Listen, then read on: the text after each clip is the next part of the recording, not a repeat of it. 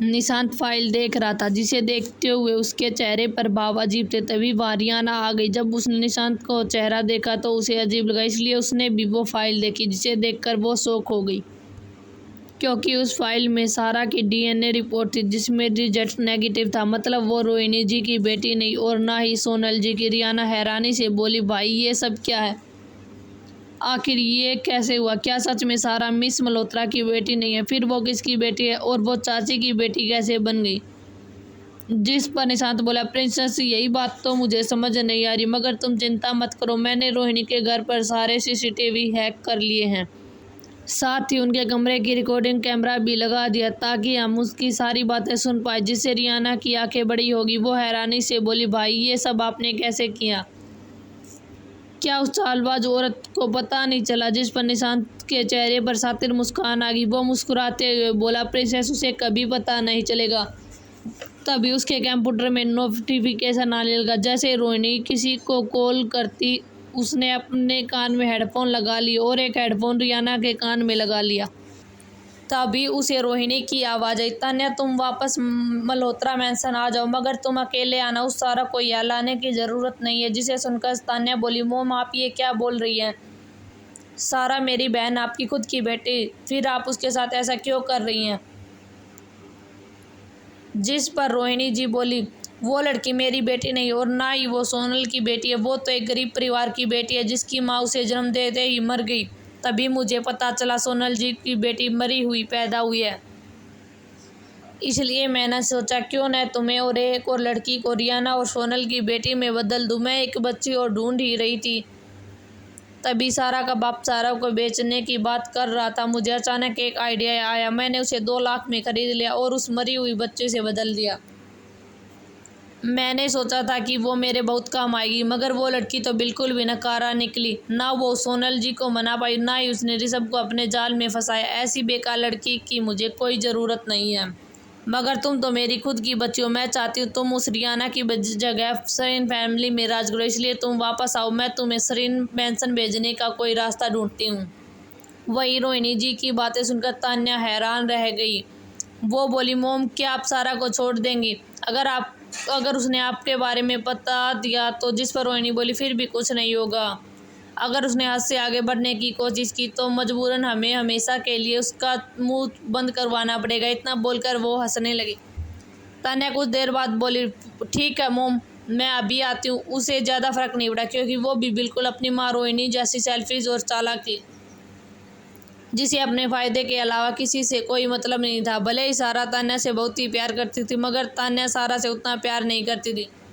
अब जब उसे सच्चाई पता चल चुकी थी, इसलिए उसने सारा के रहने ना रहने, मरने या जीने से अब बिल्कुल भी फ़र्क नहीं पड़ने वाला था।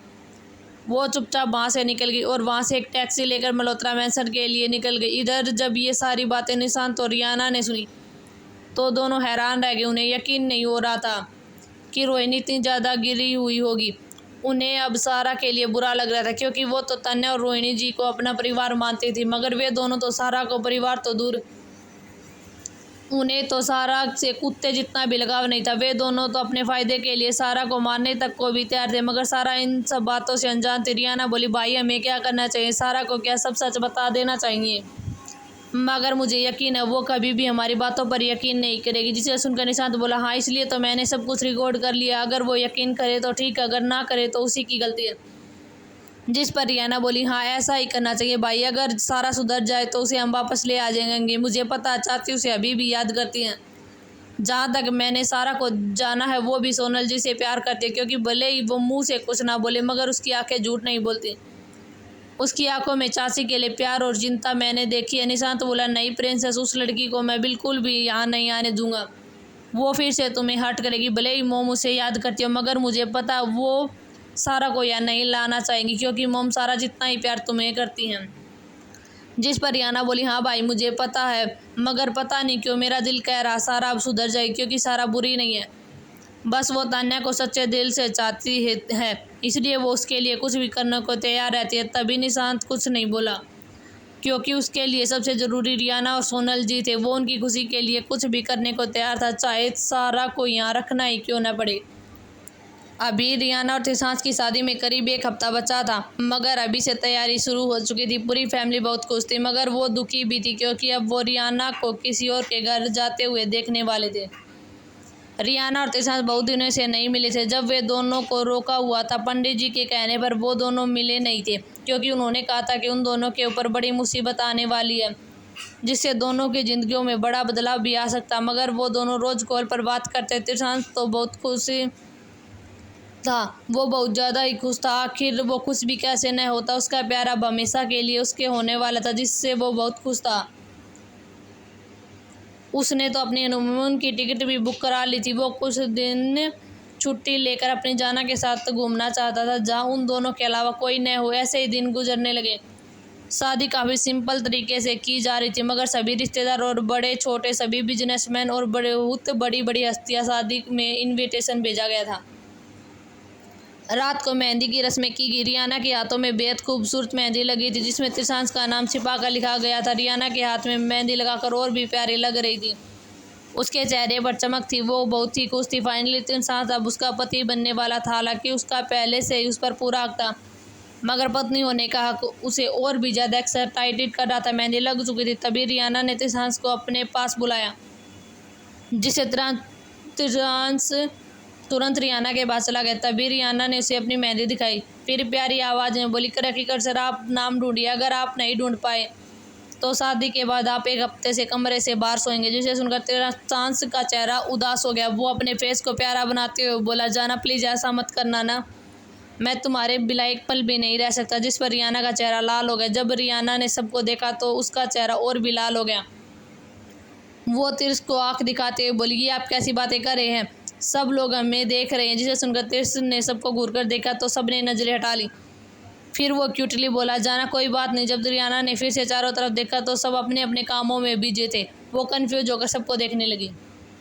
रियाना का ऐसा चेहरा और भी प्यारा लग रहा था। तभी तिरसांस बोला, जाना तुमने तो शर्त रख दी, अब मेरी बारी, अगर मैंने नाम ढूंढ लिया तो क्या मिलेगा। जिस पर रियाना बोली, ठीक है, अगर आपने नाम ढूंढ लिया तो आप जो बोलेंगे हम वो करेंगे। जिससे तिरसांस की आंखों में चमक आ गई। उसने रियाना का हाथ पकड़ा। वो मेहंदी में अपना नाम ढूंढने लगा। अभी तक 15 मिनट हो चुके थे, मगर तिरसांस का नाम नहीं ढूंढ पाया था, जिससे रियाना के चेहरे पर जीत की चमक आने लगी, जिसे देखकर तिरसांस को हंसी आ गई। अचानक ही तिरसांस ने एक जगह पॉइंट करते हुए बोला, जाना ये रहा मेरा नाम, मैं सत्य जीत गया। इतना बोलकर वो मुस्कुराते हुए रियाना को देखने लगा, जिसके चेहरे पर हैरानी थी। वो नखरे करते हुए बोली, आपने जरूर चीटिंग की होगी। जिस पर तिरस ने चिढ़ते हुए बोला, जाना तुम कितनी झूठी हो भला, मैं कैसे चीटर हो सकता हूँ। जब तुम्हारी मेहंदी लग रही थी तो मैं तो तुमसे काफ़ी दूर था, मुझे कुछ नहीं पता, मैं जीत चुका, इसलिए अब तुम्हें मेरी एक बात माननी पड़ेगी। जिस पर रियाना तिरसांस को देखने लगी। तभी तिरसांस अपनी आंखों में चमक के साथ बोला, तो मेरी विश है तुम्हें सुबह गुड मॉर्निंग किस और दिन में आफ्टरनून किस और शाम में इवनिंग किस और रात को गुड नाइट किस देनी होगी। बस इतना ही, देखो मैं कितना अच्छा हूँ, मैंने तुमसे बस किस ही मांगी है। जिसे सुनकर रियाना की आंखें बड़ी होगी। वो अपनी आंखों छोटी करते हुए बोली, हाँ आप कितने चालाक और फिर भी मासूम बन रहे हैं, आप ना एक नंबर के बेशरम हैं। इतना बोलकर वो अपना मुंह बना ली, मगर फिर भी उसे बात माननी पड़ी, जिससे तिरसांस की खुशी का कोई ठिकाना ही नहीं रहा। इधर निशांत फूड काउंटर से रियाना के लिए पानी ला रहा था। तभी वो किसी से टकरा गया और सारा पानी उस शख्स पर गिर गया, जिससे उसका ब्लाउज विजिबल हो गया। निशांत को उसके परफेक्ट कवर दिखने लगे, मगर उसने अपनी नज़रें फेर ली। उस लड़की का चेहरा गुस्से से लाल हो गया। भाई वो कोई और नहीं बल्कि रिसाना थी। जैसे रिसाना की नज़र निशांत पर पड़ी, उसका चेहरा गुस्से से लाल हो गया। उस पर खुशी नजर आने लगी। वो मुस्कुराते हुए बोली, निशांत आप, मगर निशांत ने ज़्यादा खास रिएक्शन नहीं दिया। वो शांति से बोला, मिस भारद्वाज माफ़ कीजिए, मेरी गलती की वजह से आप पर पानी गिरा, चलिए मैं आपको रूम में छोड़ देता हूँ, आप चेंज कर लीजिए। इतना बोलकर उसने अपना कोट उतारा और रिसाना को पहना दिया। रिसाना बहुत खुश थी क्योंकि वो बचपन से ही निशांत को पसंद करती थी, मगर निशांत उस पर ज़्यादा ध्यान नहीं देता था। बचपन से ही उसकी सिर्फ एक ही प्रायोरिटी थी, वो थी उसकी बहन रियाना। निशांत ने रिसाना को रूम में छोड़ा और वहाँ से चला गया। उसने एक बार फिर पानी का गिलास भरा और वहाँ से रियाना के पास चली गई। रियाना और तिरसांस अभी भी बात कर रहे थे। तभी निशांत ने रियाना के आगे पानी का गिलास कर दिया। रियाना भी निशांत के हाथों से पानी लेकर पीने लगी। इधर दूसरी तरफ एक बिला में जहाँ इस वक्त सारा अकेली थी। उसे तान्या ने अभी कुछ नहीं बताया था, उसके बजाय उसने बहाना बनाया और वो तिरसांस जी को मनाने की कोशिश कर रही है, जिस पर सारा ने ट्रस्ट कर लिया। तभी डोर बेल बजी। उसने जैसे ही दरवाज़ा खोला, सामने एक पार्सल वाला खड़ा था। उसने सारा को ये पार्सल दिया और वहाँ से चला गया। सारा हैरानी से उस पार्सल को देख रही थी। उसे समझ नहीं आ रहा था कि आखिर ये किसका पार्सल है और इसे क्यों दिया गया है। मगर जब उसने उस पर अपना नाम देखा तो वो हैरान हुई। उसने उस पार्सल को खोला, उस पर एक पेन ड्राइव और एक चिट्ठी रखी हुई थी। उसने उस चिट्ठी को खोला, उस पर वीडियो असली था, उसका प्रूफ था। अचानक ही सारा को बेचैनी होने की लगी, जैसे कुछ बुरा होने वाला। उसने अपने कांपते हाथों से उस पेन ड्राइव को लैपटॉप से जोड़ा। उस पर एक वीडियो था। जैसे उसने वीडियो पर क्लिक किया, अचानक ही वो चलने लगा। मगर जैसे जैसे सारा वो वीडियो देख रही थी, उसकी आंखों में आंसू तेजी से बहने लगे। जैसे ही वीडियो ख़त्म हुआ, सारा खुद को संभाल नहीं पाई और वो ज़मीन पर बैठ गई। उसकी आंखें खाली थी। उसे यकीन नहीं हो रहा था, मगर वो चाहकर भी इसे जुटला नहीं सकती थी, क्योंकि वीडियो असली थी। ये उस रिपोर्ट से पहले ही साबित कर दिया गया था। उसे तो खुद पर ही हंसी आ रही थी। वो कितनी बेवकूफ़ थी। उसने बिना किसी शर्त तान्या से प्यार किया, हमेशा उसे सपोर्ट किया, मगर उसने उसके साथ कितना बड़ा खेल खेला। ये वीडियो वही थी जिसमें रोहिणी जी और तान्या कॉल पर बात कर रहे थे। सारा को खुद की बेवकूफ़ियाँ पर हंसी आ रही थी। उसे रोहिणी जी और तान्या की सारी बातें याद आई थी। वो दोनों हमेशा मीठी मीठी बातें करते थे, मगर वो उनकी बातों की वजह से सारा ने रियाना को बहुत परेशान किया था। तान्या की बातों की वजह से ही सारा रियाना को नफरत करने लगी। उसे लगता था कि रियाना की वजह से तान्या के साथ अन्याय हुआ है। वो तान्या के लिए सबसे लड़ती थी ताकि तान्या को कोई परेशान न कर पाए। सारा की आंखों में अब तान्या और रोहिणी के लिए बिल्कुल भी प्यार नहीं था। उसके दिमाग में बस एक ही ख्याल था, उन दोनों को पूरी तरीके से बर्बाद करना, क्योंकि उसने उन दोनों घटिया लोगों के लिए अपना सब कुछ छोड़ दिया। बदले में उसे क्या मिला? धोखा। यहाँ तक कि रोहिणी और तान्या की वजह से उसने अपनी माँ भी छीन गई, जो हमेशा उसे सगी माँ से ज़्यादा प्यार करती थी, मगर आज वही माँ उससे दूर थी।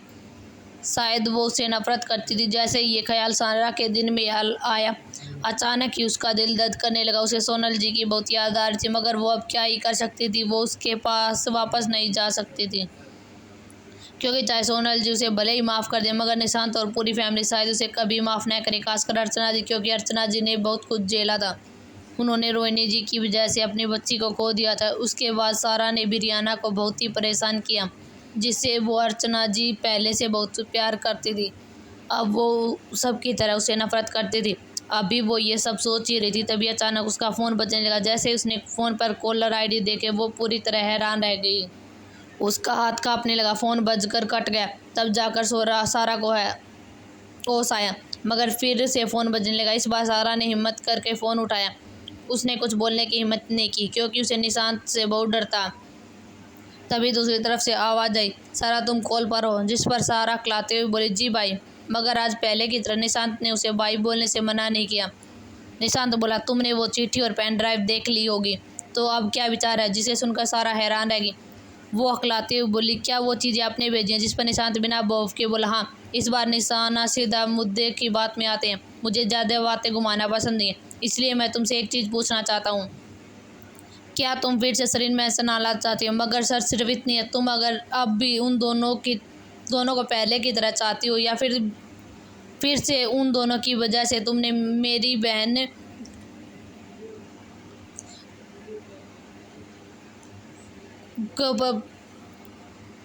को परेशान करती हो, तो तुम्हें इस फैमिली में आने की ज़रूरत नहीं है।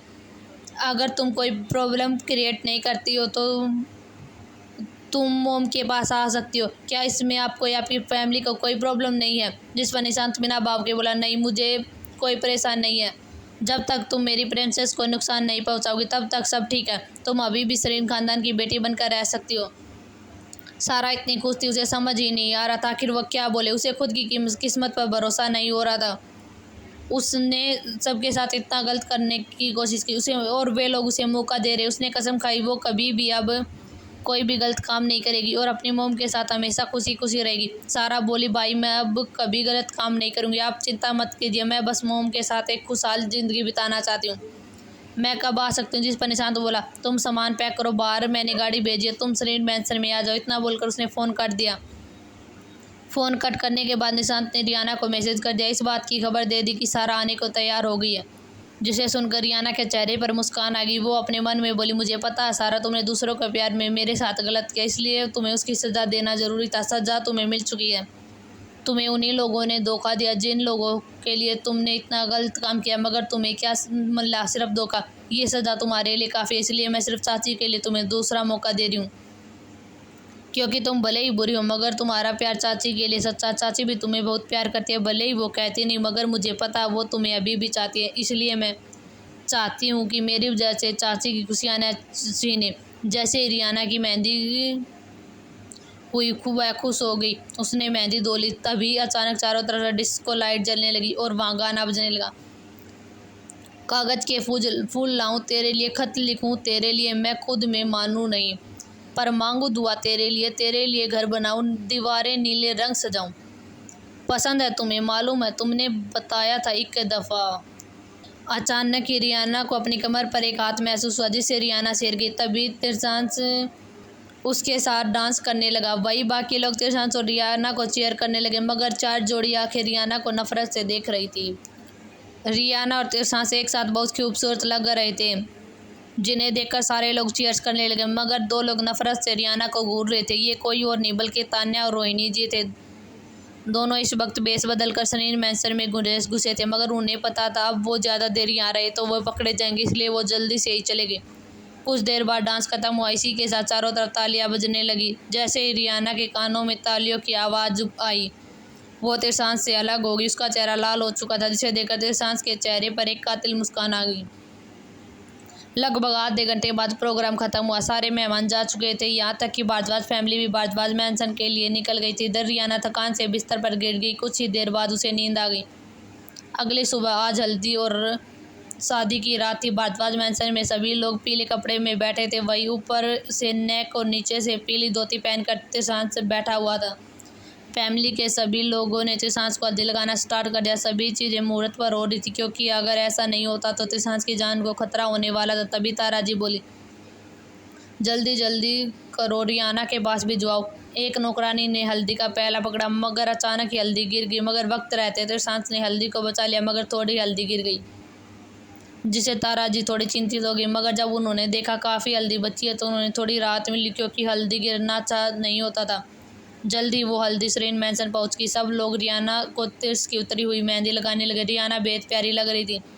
सब ने हल्दी लगा ली थी। अचानक ही एक लड़की ने हाथ में हल्दी ली और उसे थोड़ी हल्दी रियाना के गालों पर लगा दी। जैसे ही सबने उस शख्स को देखा, सबके भाव बदल गए। सरीन फैमिली के बिना भाव के उस शख्स को देख रहे थे। वही कुछ लोग आपस में बातें करने लगे, अरे ये तो सोनल की बेटी है ना, ये तो आज ही दिख रही है, क्या इसे रियाना पसंद नहीं है? तभी तो कल ये मेहंदी में भी नहीं है, कैसे दिखेगी? ये तो तान्या को अपनी बहन मानती है। ऐसी चर्चाएं चारों तरफ होने लगी, मगर जब सारा ने तान्या के नाम सुना तो उसकी आंखों में नफरत उतर आई, मगर उसने कुछ नहीं बोला और रियाना को नरमी से बोली, सॉरी रियू, मैं कल बिजी थी इसलिए तुम्हारी मेहंदी में नहीं आई। वही उसके मुंह से रियू सुनकर सब हैरान रह गई। भाई रियाना ने भी उसे बिना भाव के देखा और हल्के से सिर हिला दिया। हालांकि उन्होंने सारा को एक मौका दिया। रियाना उसे सोनल के जी के खातिर छोड़ देने वाली थी, मगर उसने सारा को माफ़ नहीं किया था और शायद वो उसे माफ़ करना भी नहीं चाहती थी। वही सोनल जी ने जब सारा को देख रही थी, मगर आज सारा के चेहरे पर ना जलन थी, ना नफरत, ना ही गुस्सा, मगर सारा की आंखों में एक उदासी नज़र आ रहा थी। हालांकि वो सब कुछ सोनल जी नहीं समझ पा रही थी आखिर सारा को क्या हुआ है, क्योंकि वो अभी भी यकीन नहीं कर पा रही थी कि सारा रियाना से इतनी नरमी से पेश आएगी। उन्होंने कुछ देर बाद सारा को देखा, फिर वहाँ से चली गई, क्योंकि वो अभी सारा को पूरी तरीके से छोड़ नहीं पाई थी। जैसे ही सारा ने सोनल जी को जाते हुए देखा, वो भी वहाँ से चली गई। सोनल जी अपने कमरे की तरफ जा रही थी, तभी उन्हें पीछे से एक आवाज़ आई, मोम, जिसे सुनकर सोनल जी अपनी जगह पर जड़ हो गई। उन्होंने नहीं सोचा था कि सारा उनके पास आएगी, मगर वो पलटी नहीं, बिना कुछ बोले आगे चली गई, जिससे सारा की आंखों में आंसू आ गए। वो अपने मन में बोली, मोम, मुझे पता आप मुझसे नाराज़ हो, मैंने काम ही ऐसे किए हैं, मगर अब मैं ऐसा कुछ नहीं करूँगी। इतना बोलकर उसने आंसू साफ किए और जल्दी से सोनल जी के पीछे कमरे में चली गई। सोनल जी इस वक्त अपने कमरे में थी, तभी उन्हें किसी के आने की आहट हुई, मगर वो समझ चुकी थी कौन है, इसलिए वो बिना भाव के बोली, तुम यहाँ क्या कर रही हो? जिसे सुनकर सारा ठिठक गई। वो जल्दी से बोली, मोम, मैं आपसे माफ़ी मांगना चाहती हूँ। वही सारा के मुंह से मोम सुन और माफ़ी की बातें सुनकर सोनल जी के चेहरे पर व्यंग्य भरी मुस्कान आ गई। वो सारा की तरफ पलटी, फिर मुस्कुराते हुए बोली, भला मिस सारा मुझसे क्यों माफ़ी मांग रही है? क्या फिर से वो बड़ा करने की सोच रही हो? और क्या तुम मुझे मोम क्यों बोली हो? तुम तो रोहिणी को मोम मानते हो, बना चुकी हो, बल्कि तुम तो उसी का खून हो। इस वक्त उसके चेहरे पर एक कड़वी मुस्कान थी। वही सोनल जी की बातें सुनकर सारा के दिल में गिलट छा गया। वो जल्दी से सोनल जी के सामने गई और घुटनों के बल गिर गई। फिर रोते हुए बोल, मैं मानती हूँ मुझसे गलती हो गई। मैं बेवकूफ़ इसलिए गलत लोगों पर भरोसा कर बैठी। प्लीज़ मुझे माफ़ कर दीजिए। मुझे सब पता चल गया। वो औरत मेरी मोम नहीं है। प्लीज़ आप मुझसे रिश्ता मत तोड़िए। मोम, मैं मानती हूँ मेरी गलती है। प्लीज़ मुझे माफ़ कर दीजिए।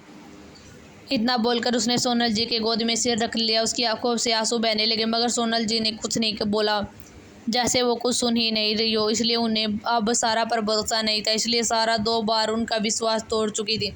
जब सोनल जी ने सारा को इग्नोर कर दिया, वो अपनी उदास आंखों से उन्हें देखने लगी। फिर उसके चेहरे पर एक कड़वी मुस्कान आ गई। वो उदासी से बोली, मुझे पता आपको मुझ पर भरोसा नहीं है, मगर इस बार मैं आपका भरोसा नहीं तोड़ूंगी। सारा सोनल जी से बोली, मुझे पता आप मुझ पर भरोसा नहीं करती, मगर मैं अब आपका भरोसा कभी नहीं तोड़ूंगी। इतना बोलकर वो वहाँ से चलेगी। सारा जी के जाने के बाद सोनल जी की आंखों से आंसू बहने लगे। वो रोते हुए बोली, मैं तुम्हें माफ़ भी कर दूं, मगर तुमने इस बार भी रियू को तकलीफ दी तो मैं तुम्हें घर में कभी भी नहीं रहने दूंगी, ये मेरा वादा। इतना बोलकर वो चुप हो गई। अभी लगभग रात हो चुकी थी, इसलिए सब तैयार हो रहे थे। अब रियाना और त्रिशांत की शादी होने वाली थी।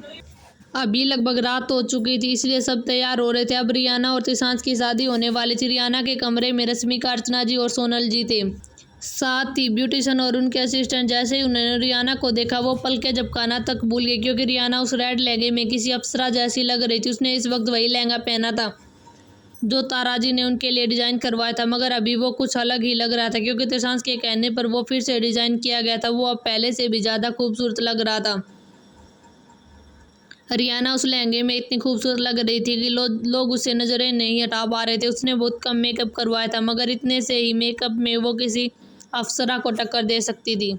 अद्वी को निशांत और घर के सारे आदमी मेहमानों का स्वागत कर रहे थे। इधर दूसरी तरफ त्रिशांत ने बेहद खूबसूरत गोल्डन और रेड मिक्स शेरवानी पहनी थी, जो रियाना के लहंगे के साथ मैच कर रहा था। इस वक्त सभी लोग श्रीन मैंसन जाने की तैयारी कर रहे थे। ऋषभ और त्रिशांत ने बचपन के दोस्त कबीर शेखावत, अस्मिता, रागनी, वैष्णवी इस वक्त त्रिशांत को छेड़ रहे थे, मगर आज त्रिशांत बहुत खुश था, इसलिए वो कुछ नहीं बोला। वो बस मुस्कुराते हुए दोनों की बातें सुन रहा था, जिसे देखकर वे दोनों हैरान थे। आखिर हो भी क्यों न हो, त्रिशांत हंस रहा था। ये दोनों के लिए किसी चमत्कार से कम नहीं था। सब लोग लगभग रेडी हो चुके थे, इसलिए बारात निकल रही थी। ताराजी और ऋषभ की चाची और चाची रिसाना, सब लोग रेडी हो चुके थे। तभी त्रिशांत अपने दोस्तों के साथ बाहर आया। सभी लोग गाड़ी में बैठ गए। त्रिशांत के दोस्त सभी एक ही गाड़ी में बैठे थे। वही ऋषभ, त्रिशांत और कबीर एक गाड़ी में बैठे थे। रिसाना भी अस्मिता लोगों की गाड़ी में बैठी थी, क्योंकि वो सब लोग रिसाना को अपनी छोटी बहन मानते थे। सब लोग श्रीन मैंसन के लिए निकल गए, मगर पता नहीं क्यों त्रिश को बेचैनी महसूस हो रही थी। इधर दूसरी तरफ रियाना को भी अजीब सी बेचैनी हो रही थी। उसने अपना फ़ोन पकड़ा और त्रिशांत को कॉल लगा दिया, जिसे त्रिश ने जल्दी से उठा लिया। रियाना बोली, कर सर आप कब तक पहुंचेंगे? जिस पर त्रिशांत प्यार से बोला, बस रास्ते में जाना, अभी कुछ देर बाद पहुंच जाएंगे। वही जैसे ऋषभ और कबीर ने ये सब देखा तो वो दोनों एक दूसरे को देखकर मुस्कुराने लगे। तभी ऋषभ बोला, कब के तुमसे तो भाई का इंतजार ही नहीं हो रहा, क्या बात है? जिसे सुनकर रियाना चिढ़ते हुए बोली, रिशु तू हमेशा बकवास करता है, हम अपने पति का इंतजार नहीं करेंगे तो कौन करेगा बताओ। इतना बोलकर वो ऋषभ को बोलने का वेट करने लगी।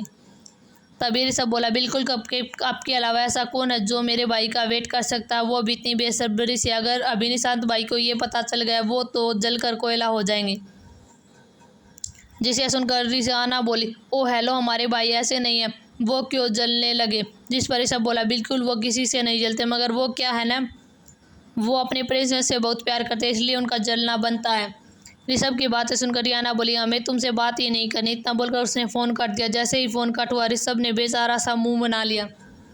वही त्रिशांत ने उसे लुक दिया, जैसे बोल रहा हो, उसे करो परेशान, अब भुगतो। कबीर भी ज़ोर ज़ोर से हंसने लगा, क्योंकि रियाना अभी भी बिल्कुल बचपन की तरह बिहेव कर रही थी। त्रिशांत को तभी कुछ महसूस हुआ, जिसे महसूस कर उसकी वॉइस सिकुड़ गई, क्योंकि पेट्रोल लीक हो रहा था और शायद ब्रेक फेल भी हो चुके थे। त्रिशांत खुद ही कार चला रहा था, क्योंकि उसने सोचा था कि वो कार चला कर जाएगा। और कार चलाकर यमन दुल्हन को लाएगा, क्योंकि बचपन में रियाना का ये सपना उसे बताया था। तब वो छोटी थी, इसलिए वो ऐसे स्टूपिड सी चीज़ें बोलती थी, मगर उसे नहीं पता था कि उसका पति उसकी ऐसी बचकानी हरकतों को याद रखेगा और उस पर अमल भी करेगा। बहुत कोशिशों के बाद भी ब्रेक नहीं लगा तो त्रिशांत ने ऋषभ को गाड़ी से कूदने बोला, जिससे कबीर और ऋषभ दोनों हैरान रह गए। मगर इस वक्त त्रिशांत के पास बहस करने का टाइम नहीं था, इसलिए उसने अपनी कसम देकर कबीर और ऋषभ को गाड़ी से कूदने को बोला। वे दोनों ने चाहते हुए भी गाड़ी से कूद गए। आगे खाई थी, इसी के साथ गाड़ी ब्लास्ट हो गई, मगर त्रिशांत अभी भी गाड़ी में मौजूद था। वही ऋषभ और कबीर सन रह गए। मगर जब ऋषभ को होश आया तो वो गाड़ी की तरफ दौड़ा, जो खाई में गिरने ही वाली थी। तभी ऋषभ पहुंचने से पहले ही गाड़ी खाई में गिर गई। वही कबीर और ऋषभ दोनों बिल्कुल अवाक रह गए। अचानक ही ऋषभ रोने लगा। वो कबीर के गले लगा। ऋषभ रोते हुए बोला, कबीर भाई, भाई मर नहीं सकते, अब हम क्या करेंगे? वो जिंदा होंगे ना, प्लीज़ बोलो ना। वो जिंदा हो गए ना, हम कब को कोई कैसे बताएंगे? वो ये सब कैसे बर्दाश्त कर पाएगी? इधर दूसरी तरफ रियाना को अचानक घबराहट सी होने लगी और बहुत ही बेचैनी महसूस हो रही थी।